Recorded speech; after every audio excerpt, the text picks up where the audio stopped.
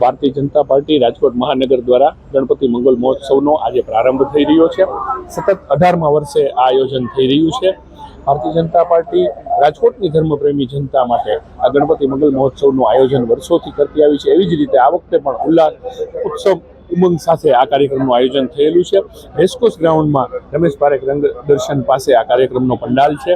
અત્યારે દાદાને અમે વાજતે ગાજતે શોભાયાત્રા સ્વરૂપે ત્યાં લઈ જશું। એમનું સ્થાપન થશે, પૂજા થશે અને આ મંગલ મહોત્સવનો પ્રારંભ થશે।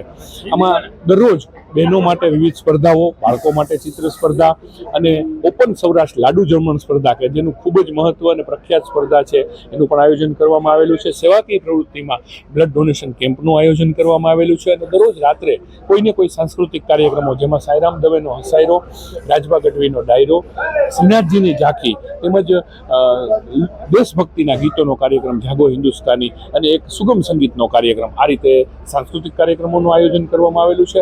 હું રાજકોટની ધર્મપ્રેમી જનતાને ગણપતિ દાદાના દર્શન કરવા અને આ વિવિધ કાર્યક્રમોમાં ઉત્સાહભેર ભાગ લેવા માટે આમંત્રણ પણ આપું છું અને આપ સૌના માધ્યમથી કહેવા માગું છું કે ગણપતિ દાદાનો મંગલ મહોત્સવ જે આવ્યો છે, દાદા જ્યારે આપણે આંગણે આવ્યા હોય ત્યારે આપણે આનંદ ઉલ્લાસથી એમને વધાવીએ।